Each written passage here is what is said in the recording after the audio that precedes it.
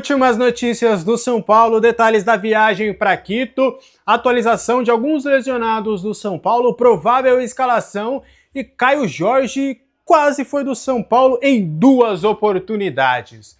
Nesta quarta-feira, o São Paulo iniciou a sua viagem para o Equador, para Quito, já visando o confronto contra a LDU. Até o São Paulo mudou a sua programação, a expectativa inicial era o planejamento, era de fazer um treinamento nesta quarta-feira e aí sim, depois do treinamento, seguir viagem para o Equador. Mas teve toda essa mudança e aí a equipe acabou abrindo mão do último treino que poderia ter sido nesta quarta-feira e já foi viajar. Enzo Dias, Wendel e Ferreirinha, que tinham questões físicas, O Enzo Dias tem um trauma no tornozelo depois do confronto contra o Botafogo. O Wendel acabou tendo uma dor no adutor e o Ferreirinha também teve um incômodo no adutor. Os três não tiveram lesões constatadas e foram viajar junto com a delegação para Quito. Uma novidade legal também é Jonathan Calleri. Ele também se junta à delegação que estará em Quito. O Calleri tem feito toda essa questão de dar apoio aos atletas, de ser um jogador que está exercendo o seu papel de liderança dentro do clube. Ele visa, até conversando em off com algumas pessoas, ele tem o Rafinha como um grande espelho para ele conseguir também se tornar um líder assim como o Rafinha era. O Rafinha era um exemplo de liderança dentro do São Paulo, e aí o Calleri quer seguir esse exemplo junto ao ex-lateral do São Paulo, que anunciou sua aposentadoria recentemente. Então o Calleri está indo para Quito também e estará junto com a delegação e também vai fazer ali algumas atividades ali no Equador para também acelerar o seu processo de recuperação. Lucas Moura e Oscar não viajaram com o grupo, e o Luiz Gustavo também, as 3 lideranças também desse grupo, mas é por conta das questões físicas, Eles precisam aprimorar algumas questões ali, então por conta disso, eles acabaram ficando de fora dessa viagem, e aí o São Paulo agora já começa a sua expectativa, já começa de fato a pensar e confabular essa partida contra a LDU. Nesta quinta-feira a bola vai rolar às 7 horas, e às 5h30, ao vivo aqui no canal do Alexandre, você já vai acompanhar o nosso pré-jogo e depois também tem o nosso pós.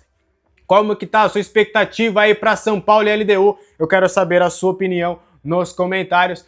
Aproveite para você se tornar membro deste canal e ter conteúdo exclusivo, além do nosso grupo do WhatsApp. São 2 grupos, um com informações e resenha e o outro somente para informação. Você que está corrido aí no seu dia a dia, é só olhar o nosso grupo que você vai ficar super bem informado sobre o São Paulo Futebol Clube e também vídeos exclusivos aqui no nosso canal do YouTube. Tô contando com você para se tornar membro deste canal, tá?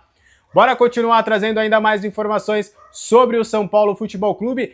Agora, atualização sobre o departamento médico do São Paulo. Como é que tá essa situação dos jogadores do São Paulo? O São Paulo fez uma atualização sobre 3 nomes, a gente vai destrinchar um pouquinho até o tempo de recuperação desses atletas. O Lucas Moura, nesta quarta-feira, correu pela primeira vez no gramado do Super CT, dando continuidade à recuperação daquela artroscopia que ele teve para retirada de uma fibrose. E agora a expectativa é do Lucas Moura, no máximo, até o início de outubro, ele já começar a ter oportunidades novamente com o técnico Hernan Crespo. Outra novidade foi a do Luiz Gustavo. O volante que vai começar a treinar com o grupo no próximo sábado, ele passou por uma bateria de testes físicos nesta quarta-feira, continuando esse processo até ele retornar de fato aos gramados, e aí ele realizou a bateria de exames, e aí a expectativa do São Paulo é de no sábado ele começar a trabalhar com o grupo, ele vai parar de tomar o remédio que ele tem tomado desde o tromboembolismo pulmonar em abril, e aí agora a expectativa também é algo parecido com o Lucas. O São Paulo até evita colocar um prazo para o Luiz Gustavo, porque quer sentir no dia a dia como que vai ser toda essa evolução dele. Mas no melhor cenário possível, no início de outubro também, ele já poderá ter algumas oportunidades também com o técnico Hernan Crespo, aí vai depender muito aí das escolhas do treinador para o jogador.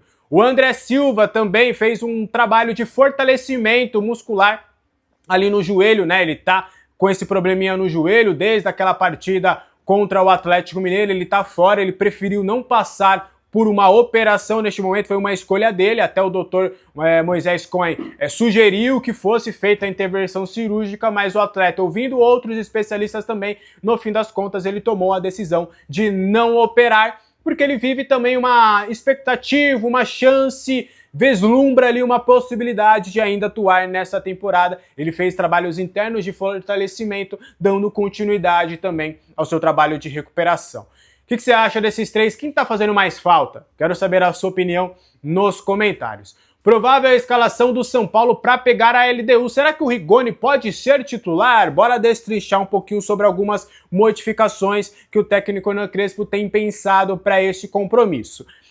Vamos começar armando esse time desde o começo, né? O goleiro Rafael, aí os três zagueiros, né? Em comparação à partida contra o Botafogo, teremos duas alterações. O Arboleda deve começar a partida porque, na visão do Crespo, além de ser um jogador muito importante para o sistema de jogo, o Arboleda é importante na bola aérea, tanto de forma defensiva quanto na parte ofensiva e até de maneira estratégica. O treinador deu uma minutagem para o Arboleda na partida contra o Botafogo para que eles tivessem uma melhor condição para esse duelo em Quito. Então, sai o Sabino, entra o Arboleda, aí o Alan Franco, que jogou mais centralizado, vai lá para o lado esquerdo.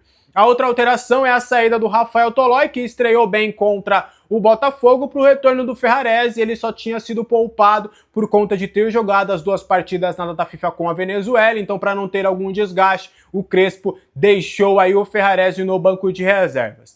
E aí, indo mais à frente, Cédric e Enzo Dias devem ser mantidos nas duas alas.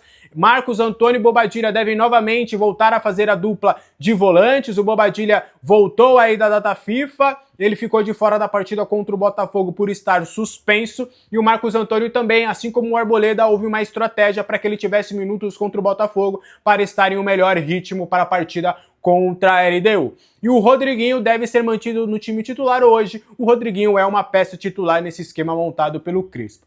Luciano lá na frente, aí vem a grande dúvida. Até se especulou aí nas redes sociais sobre a possibilidade do Rigoni ser titular. Eu acho que é a terceira, é o plano C, talvez, do Crespo, que ele vai levar essa dúvida até véspera da partida. Acredito mais em Ferreirinha ou Pablo Maia. O Pablo Maia vem numa sequência legal, e aí na visão do Crespo, você colocando o Pablo Maia fortalece um pouco mais o meio de campo, e aí você poderia tentar neutralizar ali a LDU, ficando mais com a posse de bola, sendo um pouco mais protegido no meio campo. Ou a entrada do Ferreirinha, né? Porque com o Pablo Maia e o Rodriguinho subiria uma casa, ficaria quase que como uma dupla de ataque com o Luciano. Já o Ferreirinha, aí ele seria a dupla de ataque com o Luciano, e aí vai depender muito da questão física do Ferreirinha. Ele vai passar por alguns testes prévios para de fato entender em que condição o Ferreirinha vai estar para essa partida, se ele aguenta os 90 minutos, e aí ele vai para o jogo, e aí o Crespo teria uma válvula de escape nos contragolpes que ele também acha seria importante para esse compromisso. Enfim, dessas três opções, Ferreirinha titular, Rigoni titular ou Pablo Maia para você reforçar um pouco mais o meio-campo, qual que você escolheria? Eu quero saber a sua opinião aqui nos comentários. Antes da gente fechar o vídeo de hoje, aqui embaixo na descrição tem o link da Mandaká para você realizar o pedido das suas marmitas, sucos, doces, tortas, mini pizzas, enfim. É um cardápio variado na Mandaká, que é a parceirona aqui do nosso canal, que dá o nosso cupom ALEXANDER para você realizar as suas compras através do site, com R$40 de desconto na sua primeira compra a partir de R$150. E aí, você já fez alguma compra na Mandaká, usou o meu cupom? Não tem problema, cria aí, pega o nome e o CPF de alguém aí, cria uma conta ali, obviamente com autorização da pessoa, né? E aí você faz um novo pedido e tá tudo certo também, tá bom? Você vai gostar bastante das marmitas da Mandaká, também dos lanches, da pizza. Aqui já virou tradição aqui. No final de semana a gente precisa ter uma noite da pizza da Mandaká, porque de fato é muito boa. Aí bateu aquela vontade de um doce e tal, não tem problema, vai ali na tortinha ali de chocolate belga 70%, que ó, você vai gostar demais, eu te garanto, eu super recomendo. Bora fechar o vídeo de hoje?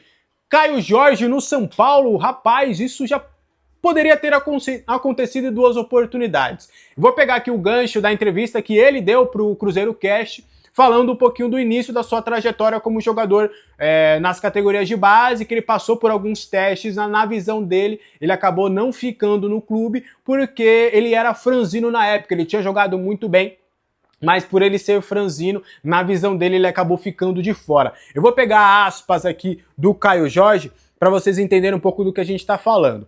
Abre aspas, quando eu cheguei no São Paulo, eu fiquei 2 semanas fazendo testes. faço gol de tudo que é jeito, de bicicleta, dei chapéu, caneta, só que na época eu era um pouco franzino, um pouco abaixo, e aí falaram na época que eu não tinha altura. Daí eles queriam me mandar para o Vitória em Salvador para fazer outro teste, mas eu não queria voltar para o Nordeste, queria ficar no Sudeste, foi aí que tive a oportunidade de ir para o Santos, fecha aspas. Até, só pegando esse gancho, o Gabriel Fu, jornalista que faz um ótimo trabalho sobre categoria de base, a pessoa que eu conheço e acompanho, que mais entende de categoria de base, ele trouxe um dado importante. Nessa época aqui, o Caio Jorge devia ter ali ele era menos do que 14 anos, e o São Paulo, ele só traz os jogadores para morar no CT de Cotia quando já completam 14. E aí o São Paulo queria mandar ele pro Vitória para ele ficar lá mais um período, e aí depois dos 14 anos ele poderia retornar, né? E aí de fato ficar em Cotia, mas como ele não queria voltar para o Nordeste, ele acabou pintando essa oportunidade no Santos, acabou indo para lá também. Então ele acabou, né, não ficando no São Paulo muito por conta disso. E aí eu vou trazer mais um detalhe. Antes do Caio Jorge chegar no Cruzeiro, o Caio Jorge chegou quando o São Paulo estava procurando o centroavante antes da chegada do André Silva. O Caio Jorge chegou a ser procurado pelo São Paulo, o São Paulo foi atrás do jogador visando um empréstimo para saber, né, mais detalhes, ali se poderia rolar um empréstimo e tudo mais. Só que naquela ocasião a Juventus não queria um empréstimo, queria somente um negócio em definitivo. Eu não me lembro agora os valores, mas tinham me passado que eram valores realmente irreais, que até o Cruzeiro pagou uma bala para contratar o Caio Jorge. São Paulo não tinha condições de fazer esse pagamento naquela ocasião, e aí acabou optando pelo André Silva no fim das contas. Então foram duas oportunidades que o Caio Jorge teve de jogar no São Paulo, mas acabou não acontecendo. Você acha que seria uma boa? Acho que para hoje seria sensacional, né? O São Paulo praticamente sem centroavante, acho que hoje seria muito bom, mas infelizmente não vai acontecer, mas não tem problema. Vamos de Neno Rigoni como centroavante, que vai dar tudo certo. Vai dar tudo certo sim, vambora! Esse foi o vídeo de hoje, espero que você tenha gostado. Qualquer dúvida, os comentários estão abertos, deixe seu like, seu hype, inscreva-se no canal. Aqui embaixo na descrição tem o link da Mandaká, tem o link também da Ola Sport, para você que quer um aplicativo bem completo sobre futebol. Um abraço para todo mundo, até a próxima, tchau!